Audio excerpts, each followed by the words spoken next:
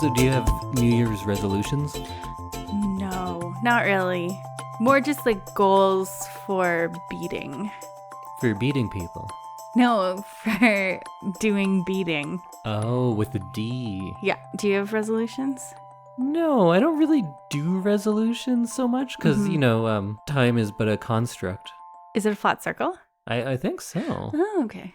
But what I do like to say is, New Year, noodles. That's my resolution, is to eat noodles. You did post that on Instagram, and I reposted it because you tagged me in it, and I got a lot of traction on that one. That's my resolution every year, though. And you know what? It's one I can fulfill. I've been doing it every year. I've been eating lots of noodles. You've had 2 noodles already, and it's only like the 4th of January. Exactly. I'm going to have more. Yeah. I'm having more tomorrow. Good.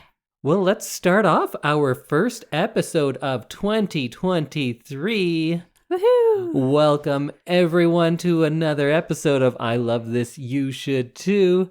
My name is Indy Noodles Randhawa. That used to be my actual nickname. Really? Yeah. Oh, and with me is my lovely co-host, Samantha, the New Year's baby Randhawa. I'm not a New Year's baby. You're like a baby. Yeah, I guess. And it's New Year's. And it's New Year's, yeah. And we are members of the Alberta Podcast Network, which is locally grown and community supported. So we're back to our regular stuff now. So today we will each have a spoiler-free thing of the week, something we've been into lately. And Samantha will let us know what we are watching for next week's big watch, because I cut it out of last week when you told us. Oh, right, yes. Sorry. You like to be 3 weeks ahead. Always. So before we get started, let's thank our first sponsor, and that is Park Power. In Alberta, you get to choose who you buy your internet, electricity, and natural gas from. Park Power has low overhead, which in turn allows them to offer low competitive rates. Reach out for a no-obligations comparison by emailing estimates@parkpower.ca. If you decide to switch, it's easy.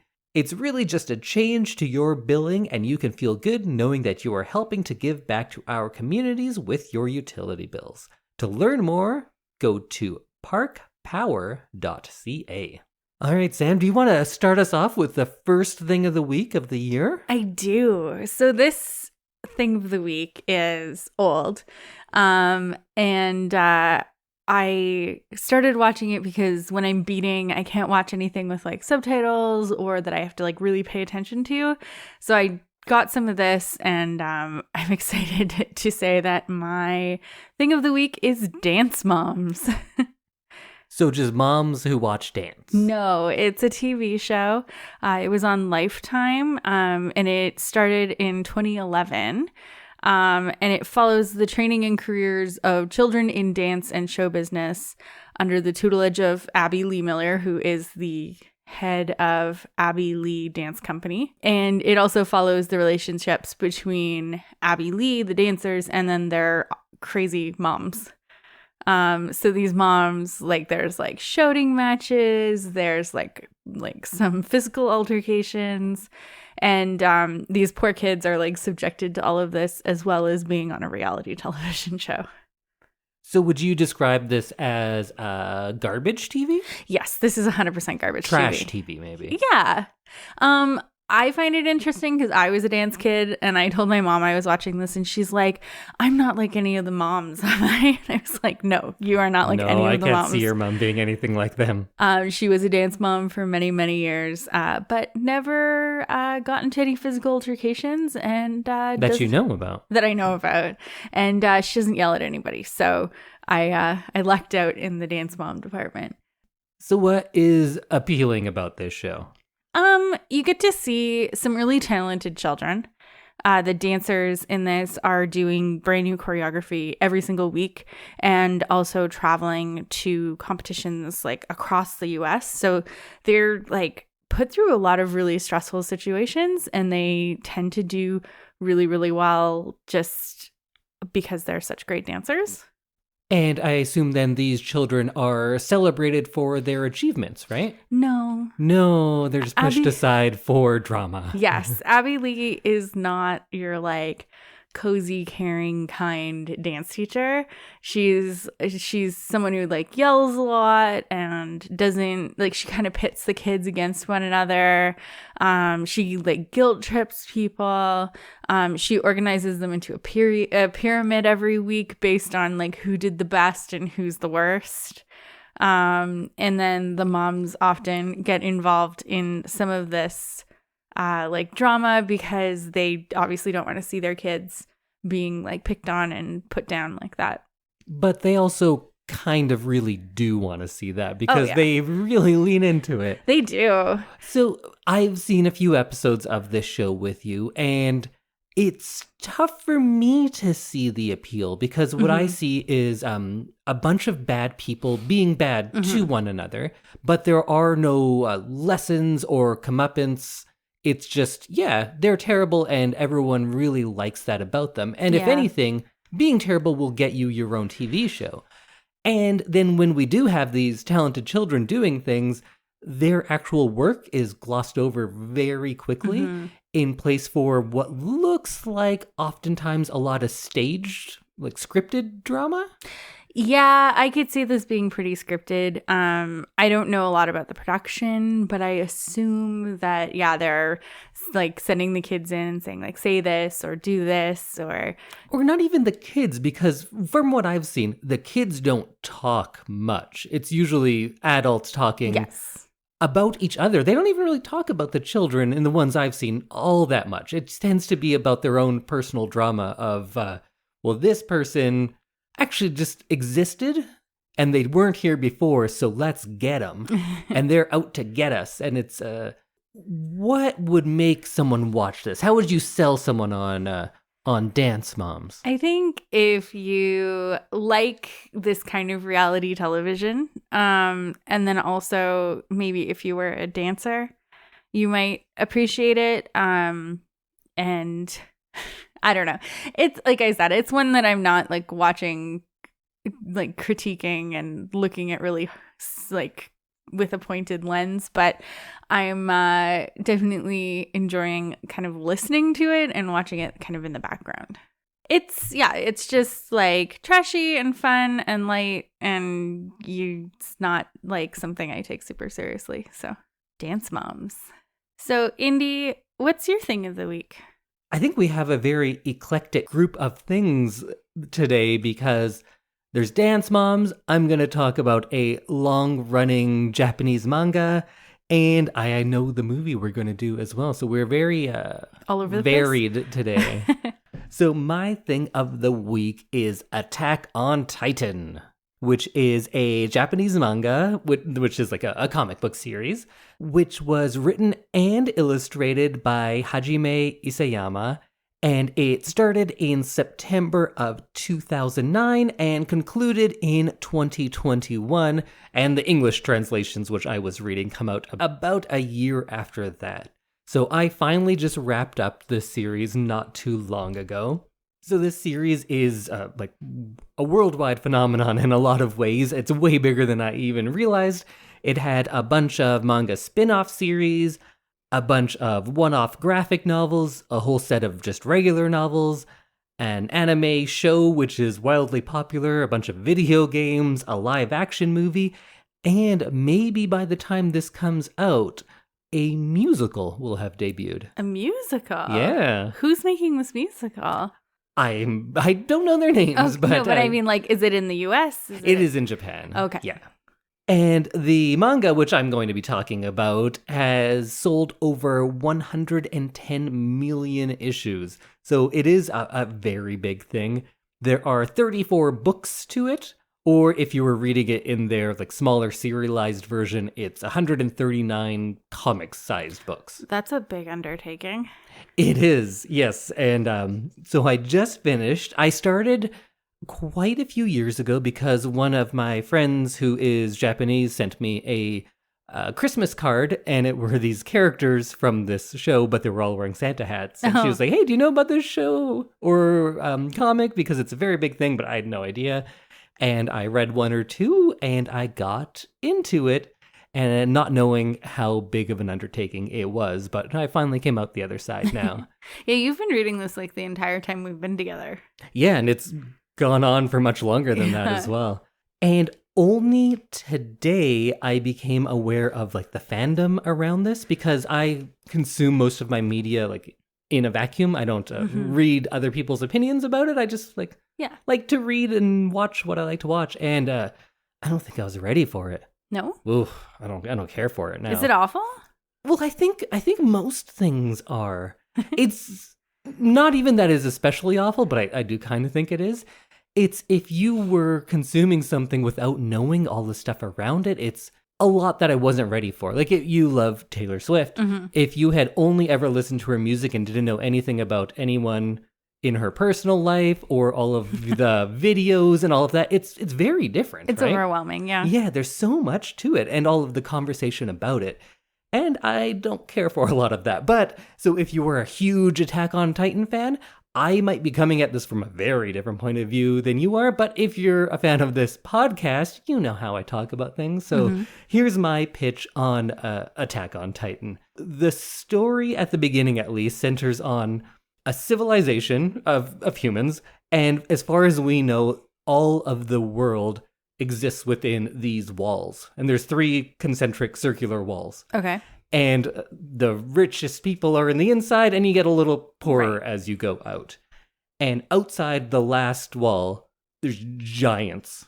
Like literal giants. Titans, they call them. Oh. Monstrous giants that are mindless and kind of deformed, but human-ish. And they eat people. Oh. So you can't leave the city. Yeah. You can't. That's your world. That is the world. And everything takes place within there. Right. And it's been about 100 years since anyone broke through one of the walls. So it's been, I guess, peaceful, but you are living in this contained world. And it's an epic series in its length and its scope. So the original direction that I just kind of talked about there can't be sustainable forever. So there is a bit of a shift, and we get to learn some new things. And of course, I'm not going to spoil anything in case you do want to go on this giant undertaking, but it's kind of like, maybe I'll spoil Planet of the Apes instead, because that's much older. Like, if you find the Statue of Liberty about halfway through the movie, and then you get to go on from there with that knowledge, it changes things a lot. Rather than having the twist at the end, there are a series of big reveals and universe expansion within the series. And I'm not even going to get into all of that, because I think people talk about this always about plot and twists and reveals. And like with movies, that's not what interests me as much, because I think the most interesting stuff are the themes about it, and that's what I can pitch. Because early on, you could say that is about the aspirational nature of youth, about wanting to make the world a better place, but then that eventually shifting into ideas of disillusionment and history repeating itself. There's lots of ideas of the demonization of a certain ethnic group, and because this series goes on for so long, we can see it becoming normalized, even to us, the reader, and then we're like, yeah, that's how it is now. And you realize, like, no, why would I believe such a thing? And it shows you how insidious things like that can be. There are soldiers who live with the regrets of what they've done, but they're not portrayed as evil. They were just helping their side. And even now that they are full of regrets, they don't see an alternative to what they could have done. And it talks about the nature of war. It touches on the idea of cycles of violence. And the more the series goes on, the less you can blame those like literal monsters, the titans outside there. And you realize who the real monsters really are. And who are the real monsters always? The rich. Oh, well, yeah, actually. Whoa. Yeah. I was just going to say people, but yeah. Oh, sorry. People. But yeah, actually, that's pretty true in this as well. And there is a lot about the oppression of minorities and these groups looking for freedom, and they're willing to sacrifice anything for that freedom, and whether this freedom, when achieved, is just an illusion itself. And there is a main character who is someone who becomes radicalized because of the oppression they face and all the tragedy they see. And then they kind of become the monster that they had at one point hated. And the oppressive side realizes that they have created the weapon of their own demise. It's an Osama bin Laden situation. Whoa. Right? CIA trains him, and then he comes in and goes like, oh, well, thanks for all the training. My world now. Something like that, Something like that. So that's my pitch on the themes of it. If you read anything about this, unfortunately, it gets swallowed up by a lot of other things because the fandom is weird and is angry. There's a bunch of alt-right people who really like this. Oh. And I'm like, are you reading the same thing? Because I guess you can watch Schindler's List and be like, yeah, go Nazis. But you're kind of missing the point. Yeah. I was going to say that doesn't seem like what you've kind of described to me so far, that the alt-right would like that. I guess if you believe something, you can see it in anything. True. Yeah, you're going to find parallels in whatever world you're in. And now that it has ended, people hate the ending. Oh. So much so that the creator has just apologized. He's like, I'm so sorry for what's happened here. And everyone has demonized him. Like, you are a bad person. But the ending, again, I'm not going to give anything away, just reiterates the themes that I saw the whole way through. So I didn't find it surprising, but people are very upset about it. So much so that they re-released the last book with an extra 8 pages to kind of add something to it. Oh, to like pacify people? Kind of, but then everyone's like, no, we hate it more now because he doubled down on those themes, which I thought were in line with the things I just talked about. Right. So I thought it was a pretty fitting end, and it made sense to me. But I guess if you're only looking for like, I want twist, twist, twist, and then a nice wrap up where everyone's happy, yeah, you're probably not gonna like it. Or if you are a alt-right person, you'd be like, hey, wait a minute, I thought this guy was the hero, and I don't think those people are the heroes, so it didn't upset me when they don't win. So I guess, is it something where everyone can kind of find a hero somewhere? I guess so. Or maybe the realization is that there are no heroes. Oh. And people don't like that either. But either way, I don't know if this is selling anybody who hasn't already read it. But I think it is fun. You know what I think it is good for? I had never kind of gone into that world of anime and manga. It's just not something I grew up with or am very familiar with. So it is a daunting world to get into. So if you want to, just read it. Don't talk to anyone about it. Because like many things, like me and hockey in Edmonton, fans ruin it for you. Just enjoy the thing you enjoy. Right. And if those themes that I talked about are fun, plus you like the fantasy world of this, it's kind of looks like 19th century Japan and England mashed together, and the technology is like back a bunch of decades, but then there are monsters and people with swords. If you like that stuff, maybe you'll like it for that. So there's different levels for everyone. I think, though, what I loved is that it is this one man's singular vision who wrote everything, drew everything, gave so much of his life into this big epic plot. And it goes to some very unexpected and, I think, interesting places. And it has a lot of those things that I talked about that I think are well explored in this. And also, I've never seen the show because I wanted to read everything first. Right. So now I get to get caught up on that. And there is one more season coming out soon. So I'm going to wait and I'm going to watch all of that. So we'll see if that holds up too. In a nice little cannon. Or not cannon, vacuum. Yes. Yeah. Yeah. And I won't talk to anyone about it. Because we know they're all terrible. Mostly. So check out Attack on Titan if you're into it. Or not. It's a big commitment. I know that. That is a big commitment. I was like, oh, maybe I'll like read it too. I think I'm too far behind. You can read the first book and be like, oh, that was interesting. And then I'll tell you where it goes after that. And you're like, oh, that's not what I expected. Sounds good. Yeah. I'll do that. And let's hear from our second sponsor of the show.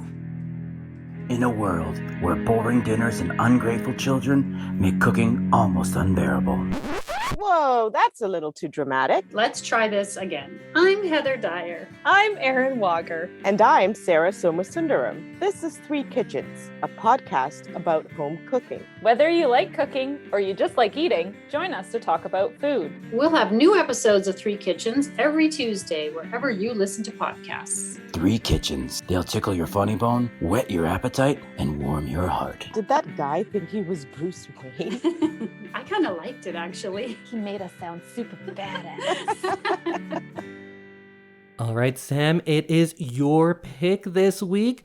What are we going to be watching for next week's Big Watch Deep Dive? So we are going to be watching one of my favorite movies of 2022, and that was Where the Crawdads Sing. It's a mystery thriller drama, and it's based on the 2018 novel of the same name.